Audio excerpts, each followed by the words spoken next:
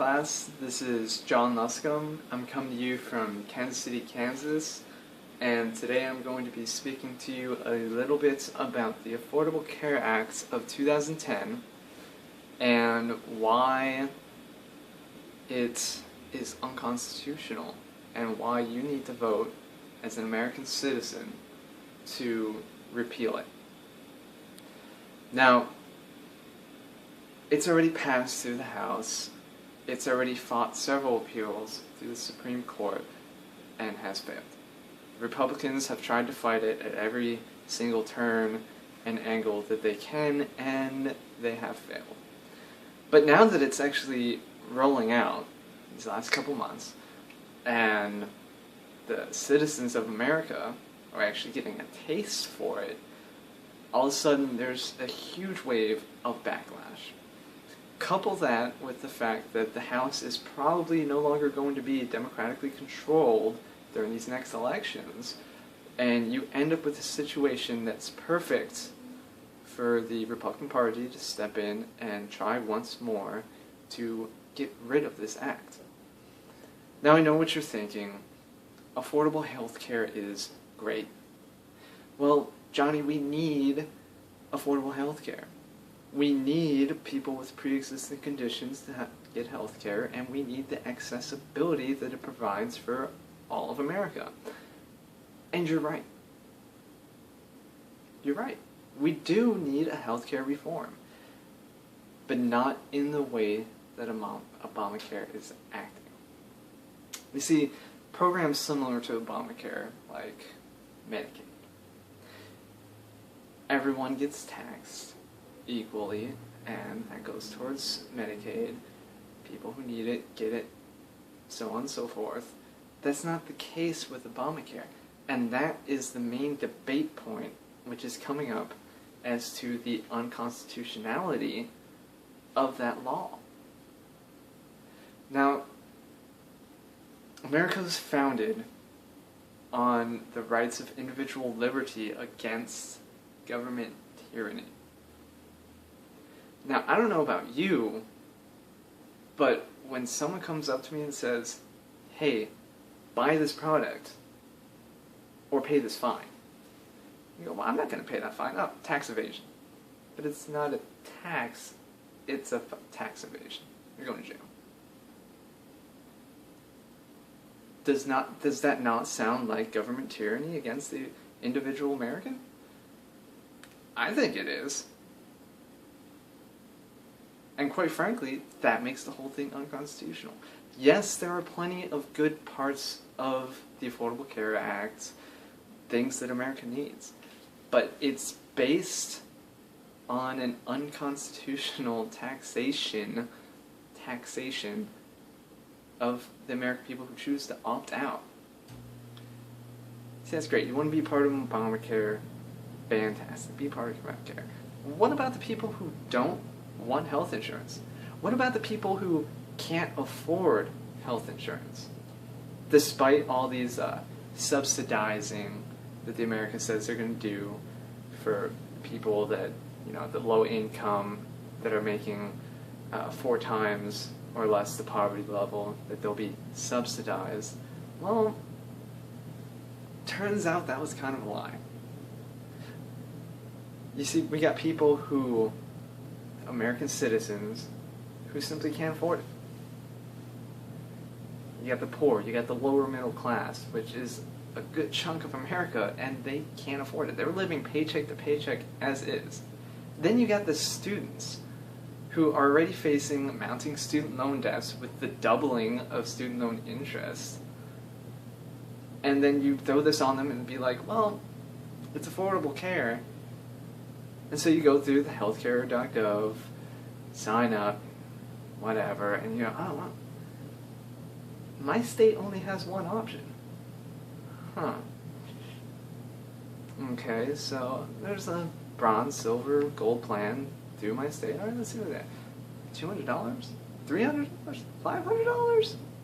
I can't afford that. I'm in college.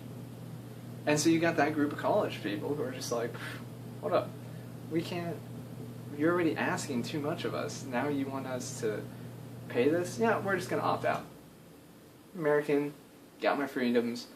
I don't really want health insurance. You know, a couple years from now, I'll probably go get health insurance, and that's great that they can't discriminate on me for pre-existing conditions and everything. Oh, but what's this? I have to pay a fine until I do? It's just not right. It's not constitutional. You can't just force it down the American people's throats like that. Especially when the majority of America can barely afford to live as is. And then you got all the lies that it's based on. All the main points that Obama has brought out numerous times when bringing up the Affordable Care Act. You'll keep your insurance. You have your insurance? That's fine. If you like your insurance and you have insurance, you can keep your insurance. There's not a problem with that. Until reports are coming in of everyone's canceled plans. And Obama's like, oh, well, I didn't know that was going to happen. Whoops. Yeah. Great. Awesome. Let's see, what other lines do they talk about? The subsidization. Like, oh, $400 a month? That's actually pretty cheap. Even though you only make $1,200 a month. $400 a month? Man, that's cheap. Really cheap. You know what? You don't need subsidization. All of a sudden, you get people who are being subsidized half of what they were expecting. And so it becomes even more unaffordable for them. Then you have the cheaper premiums. In some cases, premiums have gone down. Mostly in states that offer 10 or 12 different choices for the health insurance from the government healthcare site, which is great. Lower premiums for them, fantastic. But then you have the states, the smaller states, where you get maybe 1 or 2 choices and then like a bronze or silver and gold choice of that. And all of a sudden there's not that competition for that state, and it's just like, hey, buy this or you're paying a tax. You don't have a choice, so you know what? Cheaper premiums? Psh, out the window. So what you have, in general, is a law that was built on to lies, told to American people in lies. It's not constitutional in that they're forcing it down your throat or you pay a fine. And no, the Commerce Clause, which is how it passed the Supreme Court the first time, was the Commerce Clause of the constitutionality, doesn't cover it. Simply because these fines that you have to pay, although they're trying to pass them off as a tax, cannot be considered a tax under the Commerce Clause. And you also have the burden of the American people. You have all these people that simply can't afford it, and they're just going to opt out, and they're going to be like, well, we're getting a tax return anyway, so it'll just come out of our tax return, and you know what? We're just going to have to deal with it. You shouldn't have to deal with it. You're an American, and you have rights, you have liberties, and whether or not you want health care is your choice. It's not the government choice to say, hey, you need this. Could you imagine if you're walking down the street and a group of guys go up to you and they say, hey, you need to wear these shoes or you can't walk. You're like, well, how much are the shoes? Oh, they're $300 a month. What? You know, that sounds absolutely ridiculous. Ridiculous. And now that it's rolling out and everyone's saying, hey, wait a second, this isn't quite right, and there's opposition building to it, a vote for the repeal of this law is pretty much going to be inevitable. And as an American, I'm begging you, please vote to get rid of this. There's better choices.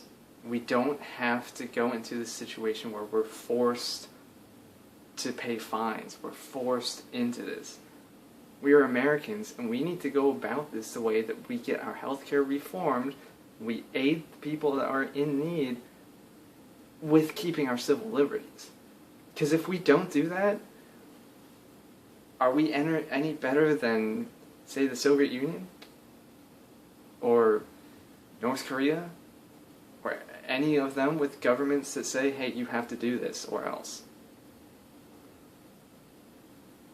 I mean, we're Americans, and we need these freedoms, and we need to repeal this law because it is not constitutional. Thank you for your time.